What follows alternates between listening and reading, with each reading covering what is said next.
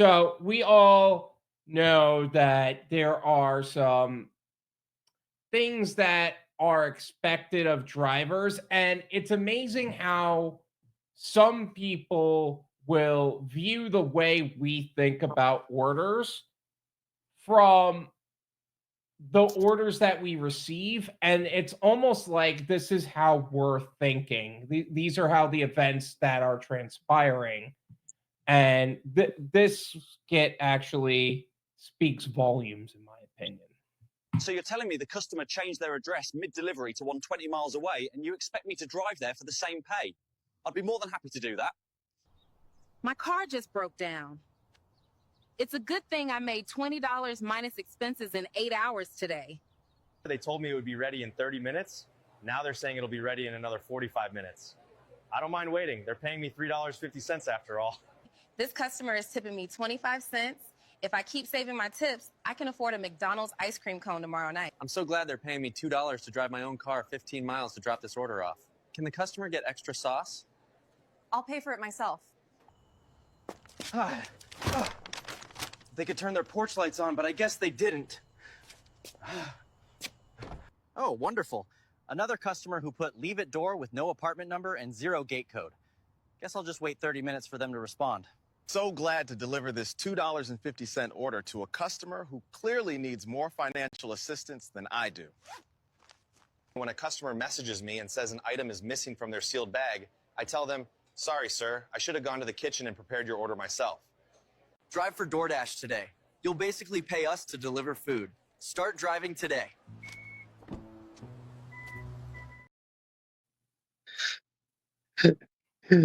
How old is that clip? Because it's like the It's- actual McDonald's bag. It's, But like, it's hilarious. funny. Yeah, Yeah. I get it. I get that though. Like, my biggest pet peeve's porch light. Come on, and this is why we just don't rely on demand, kids. Like, Yeah. scheduled out orders as much as we can, and it's wonderful. Exactly. And this is why I'm always like, this is why you have a firmly diversified gig portfolio. Because if you're only on DoorDash, that's basically the expectation that DoorDash is going to have of you and customers are going to have of you. That's the, No, like, so the mileage one, he's talking about, oh, of course I got 20 extra miles because he gave me the wrong address. They've asked me similar, very close to that before. Like, it come 10 plus miles. So I'm like, no, the contract was for X miles, and that would ruin my dollar per mile ratio. I agreed to do, let's say, 8 miles. I'm not doing 18. And so could you please either I deliver it here or just cancel the gig and I'll suck up the half pay versus driving more than double what I already drove. right. Right. And Now 'cause now the AI will lock you and say it's your fault. and that's it's funny because there was a lot of instances where I've dealt with that specifically, and there was a lot of wrong address scams that were going around for a while now, to where like that can't happen anymore. Like, Yeah. and it sucks. That's why, like, yeah, that's why I hate Uber, because they won't show the address until you confirm that you picked up the order. And they'll give you a general route and a road that they will end up on. But Instacart picked up their bad habit on that. So like, any seasoned gig worker, if you're kind of suspicious about it or just in general, ask the customer in the chat saying, hey, it's not showing your full address in the app. What is it? And see if hopefully they answer quickly.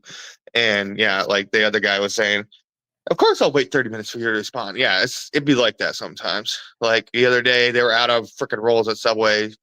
I felt really bad because she did tip really good. Because, like, you know, people ordered for a reason. They're busy and they don't want to be bothered. So I get it.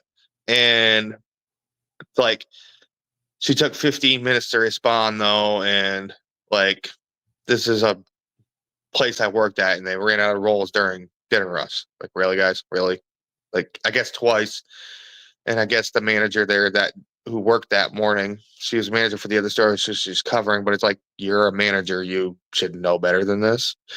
Like, why didn't you put some in the proofer before you left and say, hey guys, keep an eye on it. These are in. Bye. You know. Right. Well, it took her all 10 minutes when the other two people came in. So,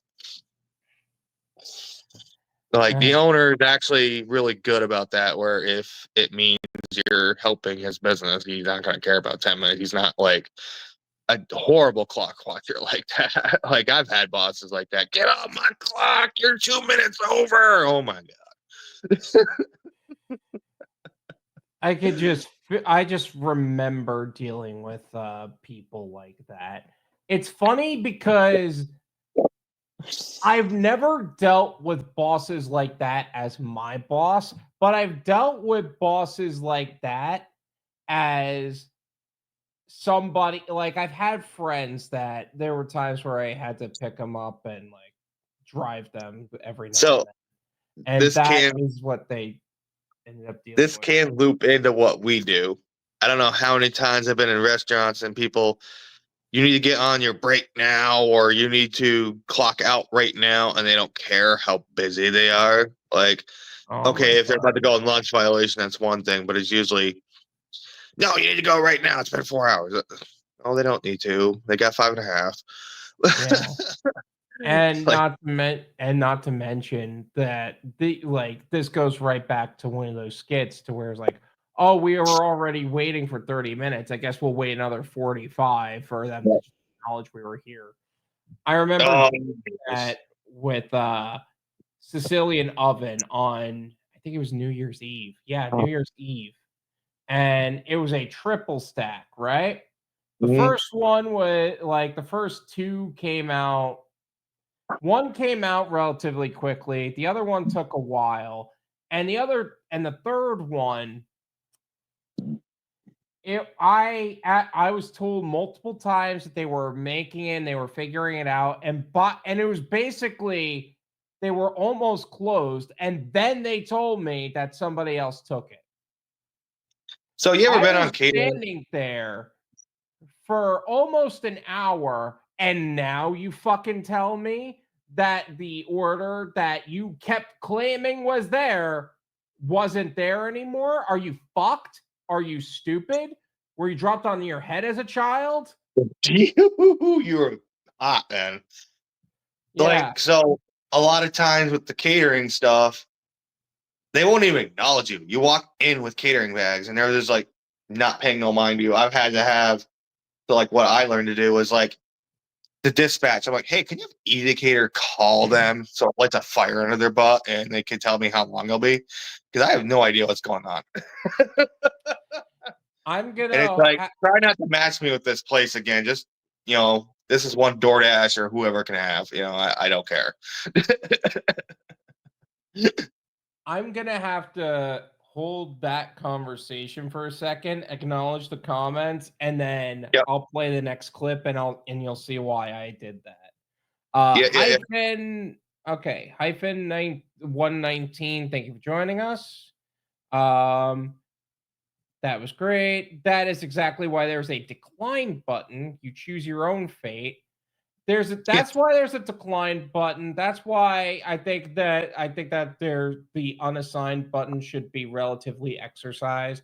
Make sure you have other apps to where you can like actually accept orders. Yeah. Like So standing there for Doordash, 45 minutes without actually getting a better order, in my opinion, is like that's where you're like, all right, that doesn't make sense. like DoorDash, to their credit, has the free unassigned, but the problem is if that restaurant is known to have those problems, they will take it away permanently. Or if for whatever reason they decide you're doing too many, they will take it away from you. Usually they'll give you a warning first. You seem to have a high number of unassigns recently. Please stay on this order. And it's basically a warning to where they're going to lock you out temporarily if you do it again, like 3 times within such a time. Like if you do 3 within 3 days, boom, And like, there's some people who say they do it like 3 times a day. It's like, no. It's like, when you do it that frequently, it seems they take it away from you permanently. Which is so stupid because, like, it's not our fault that your restaurants aren't doing their fucking jobs. It's the fault Yeah. of the restaurants, and they need to be held accountable, not us being punished Yeah. for their irresponsibility. So deactivation wise, I am seeing a lot of posts that people are letting their completion rate or cancel rate on either DoorDash or Uber go way too much. And it's Yeah. like, well, that's the one end you're expected to hold up. It's like, if you're at 90% and the restaurant's refusing, get a hold of support, make them jingle them, and saying, well, if they just refuse to cooperate, then let support cancel it. Like, even if it's no pay, just deal with it. But the problem with Uber, you can't do that without penalty. Yeah, Uber needs to get on their shit with that. That's for sure. That was too spot on. LOL. Oh, I yeah. agree. I delivered to the address on the app. I couldn't agree more. If they gave me the wrong one, too bad. Sometimes it depends. Like, if it's like, okay, they gave me the wrong address and it's like a door down or like same cul-de-sac or whatever, fine. Heading back If it's like, to the restaurant, I'll do it. yeah, if it's further away or here's another thing, if I have another order in my car and I can't physically go off route at this point, sorry, that's a you problem now. I can't do shit about that. Yeah, Uber does that. Like, you can't jump tasks and stuff. Yeah, sucks. Budsoda, how is your delivered score going? Not very, because I haven't done one in over a month. Okay, that answers that. Brandon Diaz, I sent a clip link to the previous stream replay. I'm assuming you're talking about this one, and if you are, thank you very much. I don't know who you sent it to, but I really appreciate you sharing that. Yeah, it helps us out. Thank you, guys. It's free to not just use TV.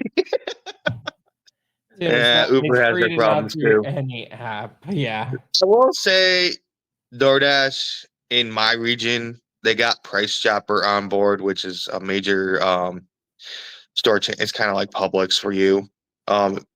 So like, it's wonderful to have all these grocery shops on there. Like, I actually love doing them. I did a freaking save lot the other day just to stay busy at 2 p.m. Oh, yeah. It was $15.75 for 50 items that, like, in a save lot I haven't shopped myself in 2 years. Usually I shop the other location, the other town, and I'm much more familiar. And I ran into my boss, so of course he wanted to chit chat. So that took me an extra 5 minutes. For shopping orders specifically, 9 times out of 10, I just prefer Walmart just because they're the way they do it. They bring me to the exact shelf. And except the way they change their tags, those stupid white tags don't say it anymore. Like, when it's yellow and white, it literally said at the bottom the exact aisle and shelf location and everything. Now, like, I had the three different numbers. Now it doesn't. It's like, it's actually harder to find stuff in there. Like, what the heck? Really? Because in my market, they still have it. Yeah, they got rid of them up here. It's just a white one with the QR code. That's all it is. So it's like, okay, what's the QR code going to do for me when I'm trying to find it? Mm-hmm. Like Aldi, I think some on DoorDash are integrated, some on Uber Eats are integrated. But Instacart definitely has it to where you can't find this item, like, it's an electronic shelf sign. I'll make it blink a green light. I think that's really cool. Yeah. So I've maybe used it once. Like, I'm pretty good at Aldi, so and you can't do that with an Aldi Fine because it's just whatever random. But like all the regular items you can. Yeah. Usually for me, I'm like 9 times out of 10, I just prefer, like, in my market, I don't have that yet. But like, if I ever do shopping orders, it's Walmart with a really good payout. That's really all there is to it. Lisa went Price Chopper Market 32, cheaper version of Wegmans. Yep. Well, price wise, they're not.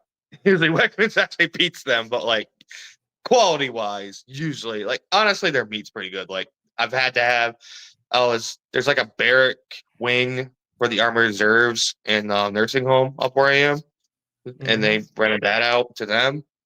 I was getting their orders quite frequently. Now I'm not getting them now. I wonder if they got deployed out because I'm not getting them anymore. It's like, they were so good too. Like a small one would be $30 and the big ones would be 50 to 70.